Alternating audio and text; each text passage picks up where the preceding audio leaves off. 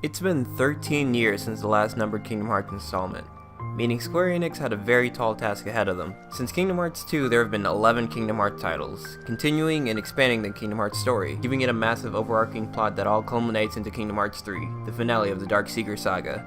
Kingdom Hearts 3 ends this over decade-long saga with a bittersweet conclusion, both in story and in gameplay. Wherever you go, I'm always with you.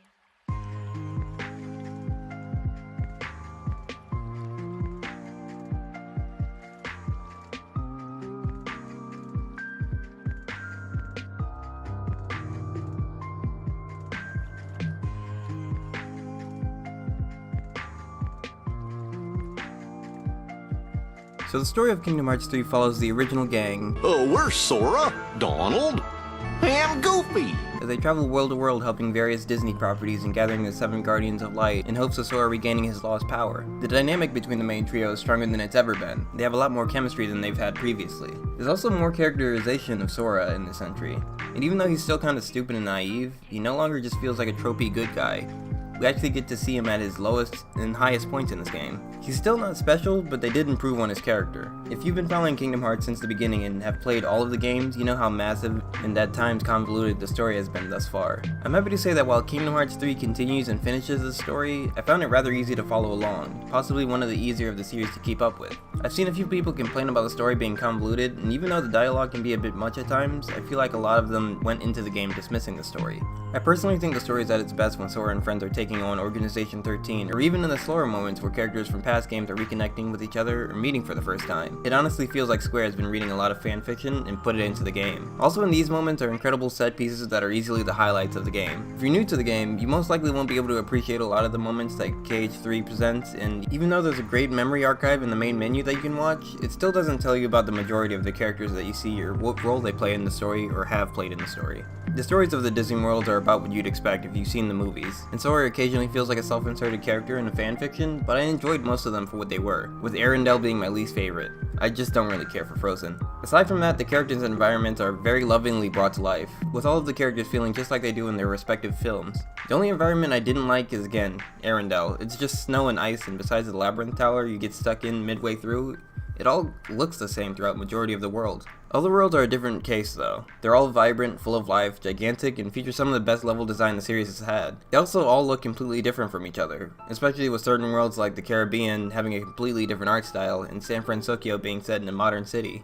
The mixing of the Disney stories in Organization 13 can feel a bit weird at times, but I'm happy to say that the story still holds up. The cutscenes can run a bit long from time to time, and if you don't really care about or enjoy the story, I'm sure it'll be a pain sitting through. But from start to finish, I was very engaged, and at the end I even had a good cry. If Kingdom Hearts can make a grown man cry at a game where Mickey Mouse is fighting evil in a V-neck and leather jacket, I think they're doing something right. The gameplay of Kingdom Hearts 3 is possibly the best the series has had.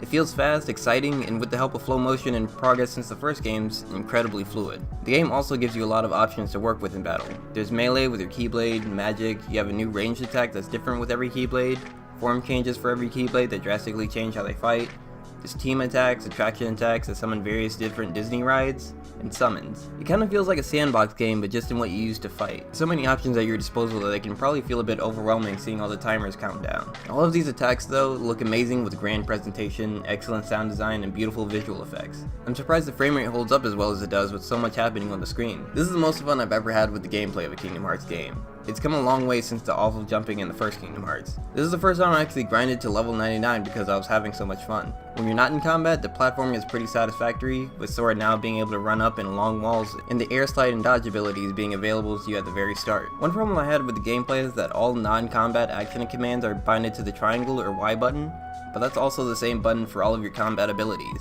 I lost count of how many times I went to an open chest and Sora decided to summon the pirate ship ride or form change his Keyblade. You can't rebind the controls either, so you're probably going to end up doing the same thing all game. There's also the problem of difficulty. Not that the game's too hard, in fact it's the opposite.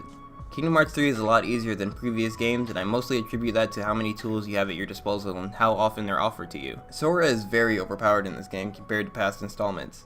I didn't die a single time in the 50 hours I spent with the game, and I was on standard difficulty. There's even an item you can buy for very cheap that gives you a full revive if you do die, and I totally forgot I had it. I could definitely see this being a problem for people that enjoy a good challenge.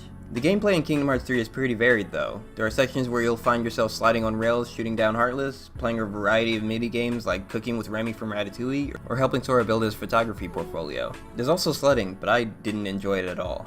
It felt really weighty, and bumping into walls results in you bouncing off, which more often than not sets you off track. A lot of the worlds give you plenty more than just hitting things with your keyblade and moving on. It's not always enjoyable, but you don't usually spend too much time doing them.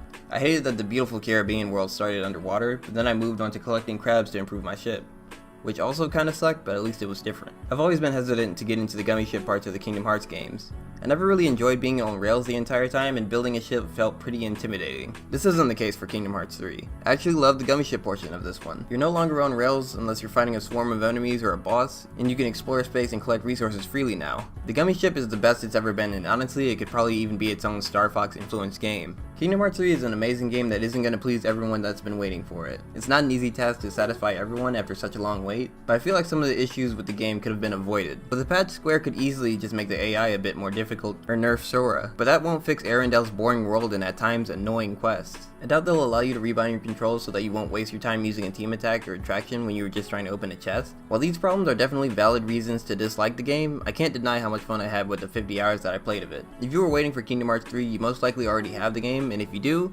let me know how you feel about it, and how I'm wrong in that the game is a masterpiece. If you're still thinking about it, or you're new to the series, I would say give it a shot if you think you'll enjoy the gameplay. And one last thing, Skrillex ruined the intro song.